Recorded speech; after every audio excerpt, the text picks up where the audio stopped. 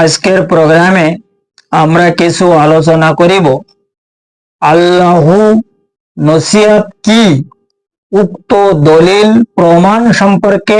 আমাদের আজকের পর্বে সম্পূর্ণ আধ্যাত্মিক দৃষ্টি অনুসারে এবং দেহতত্ত্বের হিসাব অনুযায়ী কিছু আলোচনা করা হল।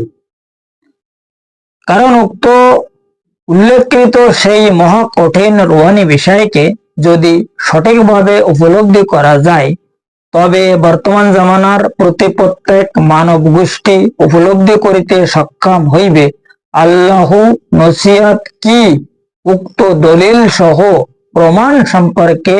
প্রত্যেক ব্যক্তি আরো বহু এলেম অর্জন করার জন্য অবশ্যই সঠিক সক্ষম হইয়া আমাদের সুফি তত্ত্ব টিভি অনুষ্ঠানের হাকিকত সম্পর্কে প্রত্যেক ব্যক্তি আরো বহু এলেম অর্জন করিতে অবশ্যই সক্ষম হইতে পারিবে ইনশাআল্লাহ তাআলা। কাজে এখন উপলব্ধি করার বিষয় হইল উক্ত আল্লাহু নসিহত কি তাহার দলিল এবং প্রমাণ সম্পর্কে।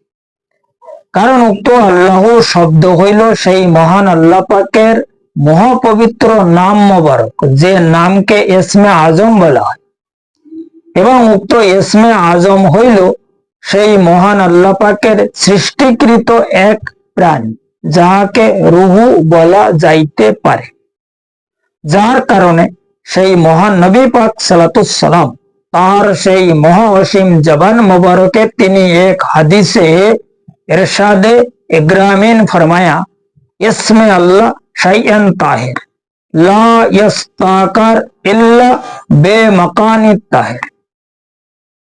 অর্থাৎ ক্বালা রাসূলুল্লাহ সাল্লাল্লাহু তাআলা আলাইহি ওয়াসাল্লাম, প্রত্যেক মানব গোষ্ঠীগণকে তিনি ইকরামিন ফরমায়া, তোমরা সেই মহান আল্লাহ পাকের ইসমে আজমকে খুব বেশি বেশি জিকির করো। কারণ কি, তাহার সেই ইসমে আজম হইল অতি মহাপবিত্র বস্তু, তাহা কোনো অপবিত্র স্থানে স্থির হইতে কোনো মতে সক্ষম নহে। এখন এই যে ইসমে আজম যে প্রাণী, এই প্রাণী যতক্ষণ পর্যন্ত আমাদের দিলের মধ্যে স্থির না হবে, ততক্ষণ পর্যন্ত আমরা কোনো ব্যক্তি ইমানদার হিসাবে গণ্য হইতে কোনো মতে সক্ষম নয়।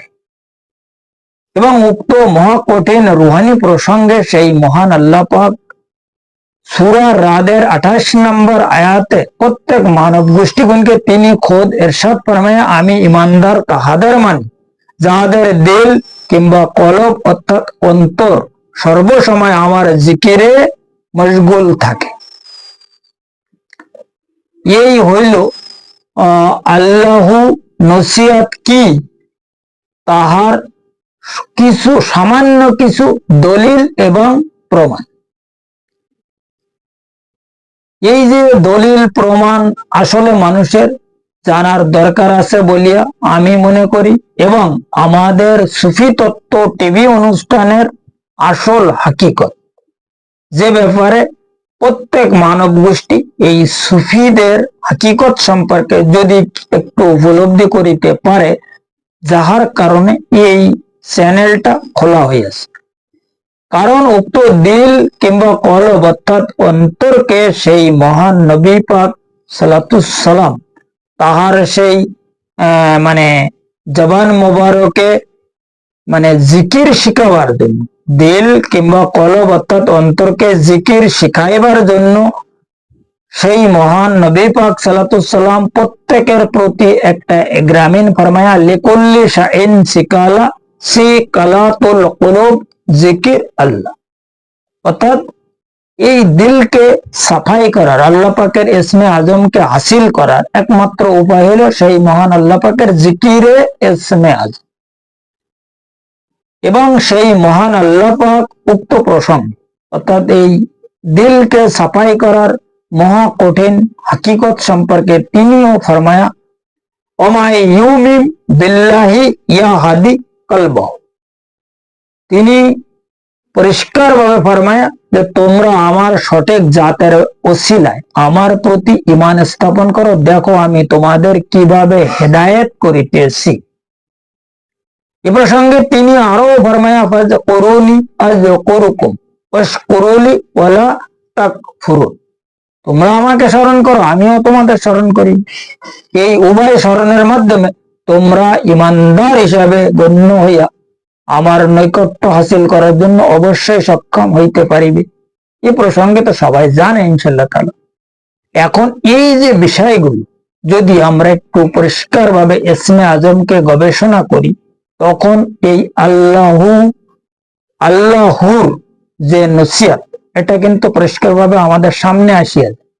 কারণ কি, এই যে আল্লাহ আর হু, এই দুটা নাম একসাথে, প্রথমে তো বাড়িতালার নাম, এরপরে হচ্ছে নবী পাকের নাম, দুটা নাম এই আল্লাহ হুর সঙ্গে জোড়া রয়েছে। আল্লাহ আর হু, আমরা যে আল্লাহু যে জিকিরটা করি, এই জিকিরের আসল হাকিকত হইল হুজুর পাকের নাম আর বাড়িতালার নাম, এই দুইজনের নাম আমরা একসঙ্গে জিকির করিতেছি। যাহাকে যদি না বানাইতেন তিনি কোনো কিছু বানাইতেন না, পরিষ্কার ভাবে ফরমায়া লাউলা কালামা খালাকতুল আফলাক, তাহাকে না বানাইলে এ কোনো কিছু আসমান জমিন এ যা কিছু সাত আলম সবকিছু তিনি সৃষ্টি ফরমায়া কোনো কিছু সৃষ্টি করিতেন না।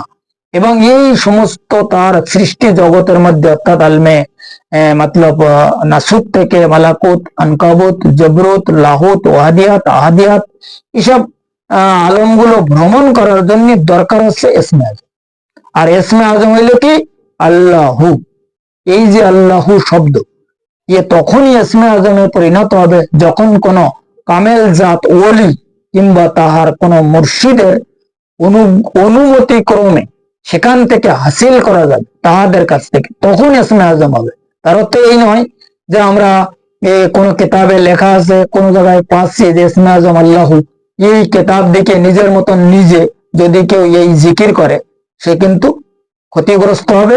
কারণ এ বহুত জালালি জিকির, এই জিকির করিয়া আমার সামনে প্রকাশ্য দলিল আছে, অনেক লোক পাগল হয়ে গেছে, অনেক দেওয়ানা হয়ে গেছে, অনেকে ব্রেন শর্ট হয়ে গেছে, অতএব কত কিছু হয়েছে। এগুলো আসলে কিন্তু জালালি জিকির। কারণ কি, এই জিকির যখন আল্লাহ জিকির মানুষ করা শুরু করে কোনো গাইডেন্স ছাড়া, কোনো ওসিলা ছাড়া, কোনো মতলব মুর্শিদ ছাড়া, তখন সেই ব্যক্তিকে শয়তান নাচাইতে থাকে। সোজা কথাবার্তার যদি কোনো ব্যক্তি বিনা পাসপোর্টে বিনা ভিসায় কোনো দেশ ক্রসিং করতে যায়, তো কাস্টম অফিসে যাওয়ার সাথে সাথে কাস্টম অফিসাররা তাদেরকে আটকাই দেবে।